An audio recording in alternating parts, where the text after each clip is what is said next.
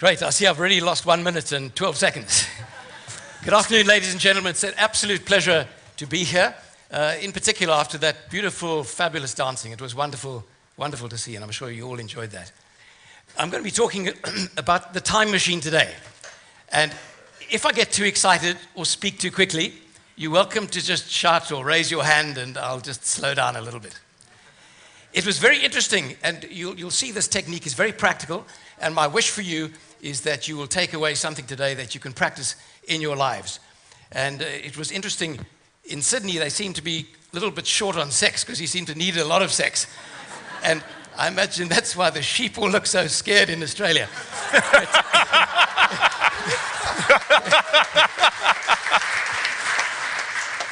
I wasn't planning to talk about sex up front, but I was planning to talk about sex a little bit later.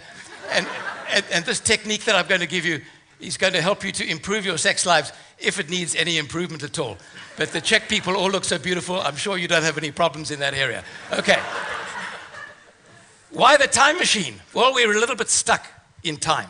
This is a picture of a spiral galaxy, and this is where Prague is today. You'll see in a little dark alley, we're sitting on a little rock, it's a fairly small one, going around one of billions of stars in the Milky Way.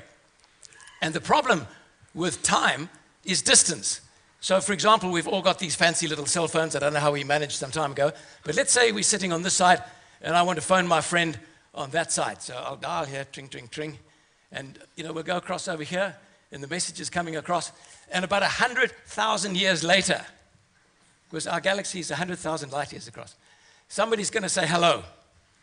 Okay, the message is going to come back again. And I hear hello. And I'll say, is that Peter? So another 100,000 years over here. But the problem is, it's not. Sorry, you've got the wrong number. So it's back here. And that's 400,000 years. And that's a lot of time. So it's just natural from a philosophical and every other sort of point of view that we get a little bit trapped by this concept of time. Now, what I'm going to do is give you a little bit of background to what I'm talking about in the time machine, and I'm going to give you the energy fuel that's going to show you how to kind of manage your time and go into the future and bring it back into the present. I haven't been able to go back into the past and bring that into the present yet, but we're still working on that. Every one of us has, what I call a cone of possibility. So you're born, you have a past, you have a present, you have a future, and this cone of possibility is really what makes life exciting. I like to say that in the universe, there is an infinite treasure chest of possibility. You never learn everything, you never see everything. But what we tend to do is we take the path of least resistance. That's the one in the middle, path A. So everything we think and feel and say and do becomes a pattern, becomes a sort of a habit. So it's based on our beliefs and our values and so on. And we can be trapped by this. But what I'm going to show you today is how to explore these other possibilities, how to get into that treasure chest and really be able to get into the future and bring it back into the present. The fuel that we need is going to be covered by what I call the 3 E's. Energy, evolution, and emergence. And I really do apologize if the Czech words don't kind of match the English words too well. And good luck if you're translating up at the top there. Okay, so if we're going to go into the future, we're going to need energy. We're going to need fuel that will give us evolution and fuel that will give us emergence.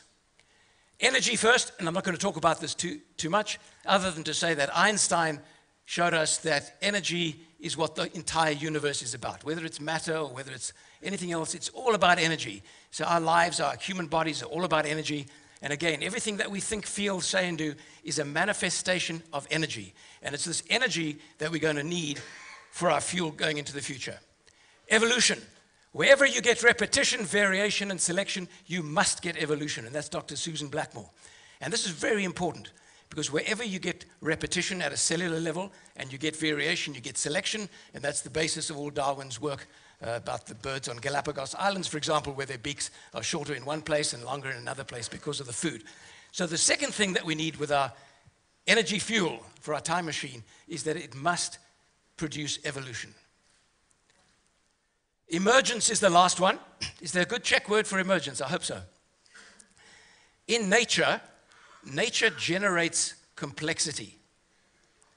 through the repetition of simple building blocks, the high repetition of simple building blocks, and you get the process of emergence. So, for example, if we took the gentleman over here and deconstructed him into a pile of molecules, and we took one of the charming ladies in the front here and put her here in her pile of molecules, would you be able to see the difference?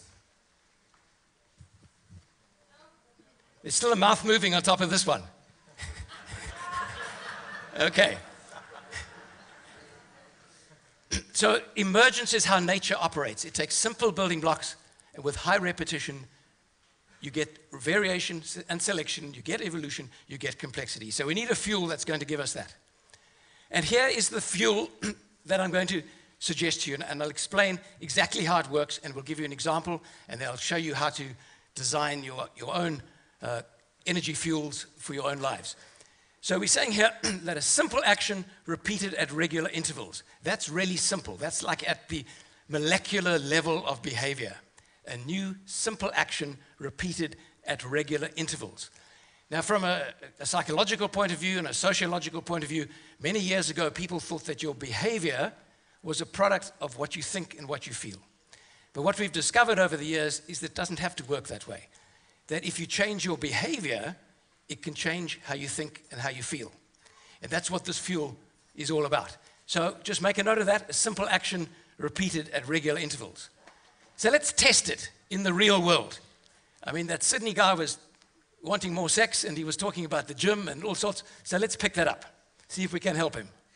Right, let's take an unfit manager.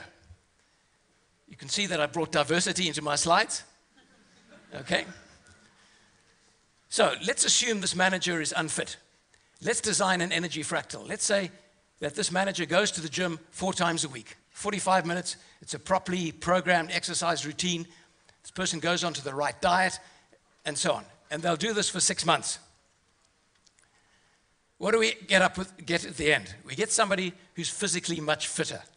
Now, this is really absolutely fundamental to the energy fuel that we're talking about. There's something called first order. Now, the first order impact of going to the gym is generally fitness. And you can do this, measure this statistically. Am I speaking too fast, by the way? Can some of you follow me? Okay. So if you take 1,000 people and put them through the same program, you could look at the median increase in fitness. You can see that 4 people died in the shower. So you're left with 996 people who are generally fitter. And that's the linear logic. If A, then B. If B, then C. Now, this is the power of what I call the energy fractal, because the energy fractal at a human level goes way beyond first order. So if we look at second order, what might be the impact of a manager who's much fitter? So physically, they're going to feel better. They'll have less cortisol running around their bodies. They'll be less stressed. They'll have more serotonin. That's the natural crack. I don't know if you do drugs here. In your brain, so you're just a happier, nicer person. And what's interesting about second order impact is that it operates in 4 dimensions. So if your mood changes, the people you're talking to cannot be in the mood they were in before. It changes in sympathy with you. So at a second order level, the energy fractal is really working at a 24/7 level. So as your fitness increases, so the impact on the employees generally increases. So they feel more motivated. What would happen to the customers? Well, generally, if the employees are happy, the customers are happy. What happens to profitability? The amazing thing is there's so much research on this that if an organization is physically fitter, profitability is much, much higher. And it's just incredible that this principle hasn't really been built into our organizations.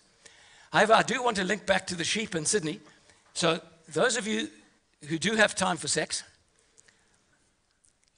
what is going to happen to this person's sex life? Now that they've got more serotonin, they're physically stronger and fitter, what might happen? As some wag once said, they might get a sex life. Okay, now there's something else about linear versus circular logic. Those of you who are a little bit interested in sex. Linear logic says that you have to start at A, go to B, go to C, go to D. But in social systems, we have circular logic, which means you can start anywhere in the loop. So you don't have to start by going to the gym. You got it. You got it. Just have more sex. Okay. So let's test it on the 3 E's. Yes, we had lots of energy because we've got to go to the gym and we have to expend energy. That's obvious. Is there evolution? Yes, there is. We're fitter, it can be measured. And is there emergence? Yes, there is at the second order. So you can see that the power of the energy fractal is not in you, it's outside of you.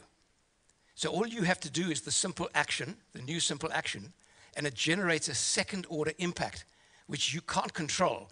But what it is doing is it's linking in to the magic of nature.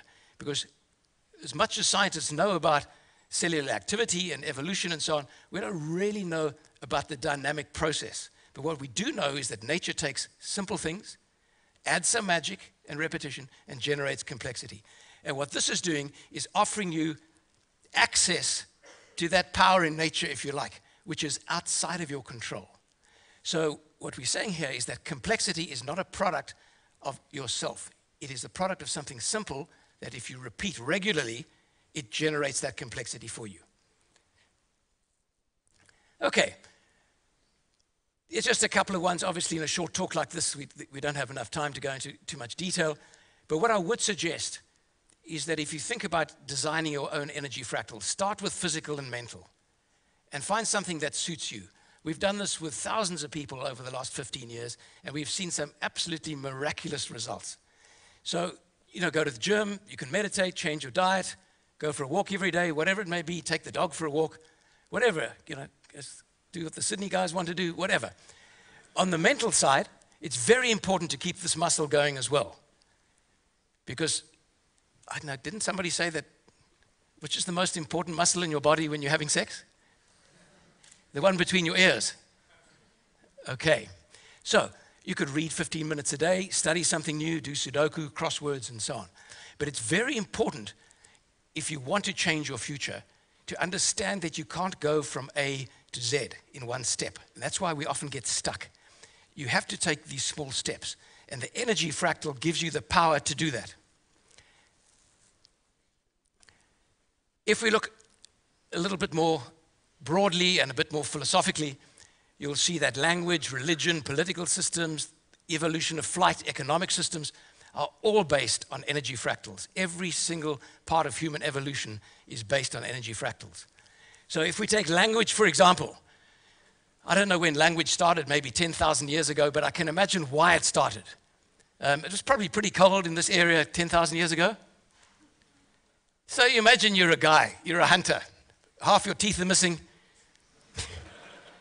you've never had a bath, and you're wearing an old skin that you haven't washed for 20 years, and you see this pretty blonde girl in the neighboring cave, and you decide you want to take her to dinner, buy the roses, the chocolates, and all those things, So you go sort of hobbling along, grunting, and because you can't speak, you grab her by the hair, and you got your club in one hand, and you drag her off. But you wonder why the sex wasn't so good.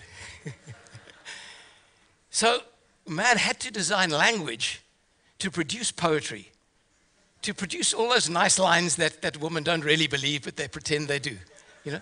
So economic systems, we've gone through a serious problem in the last couple of years, and there are many reasons for it. But if you start to think in terms of energy fractals, you'll see that there's always something simple that changes.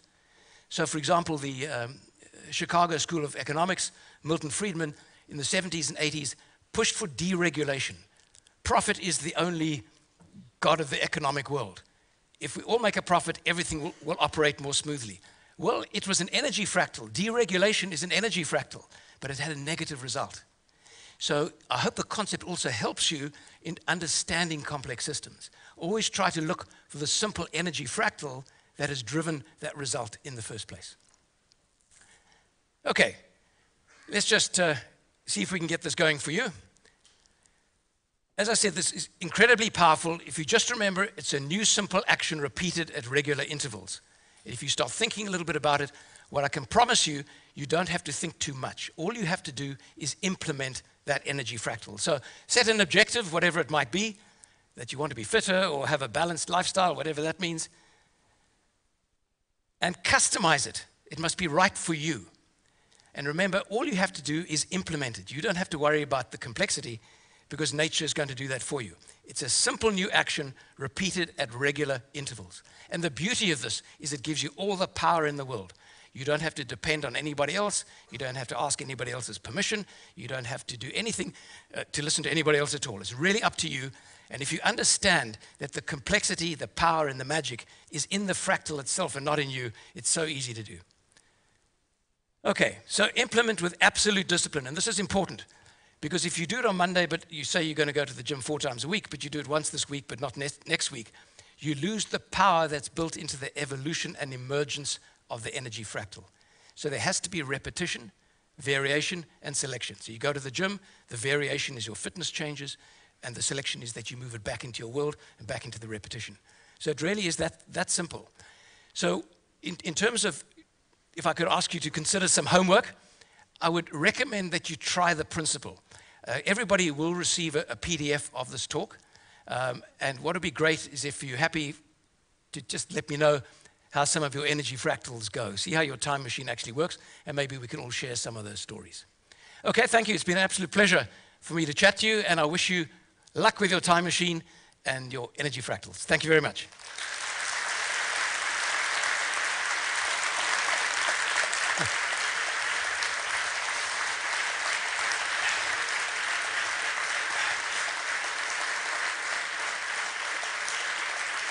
Thank you.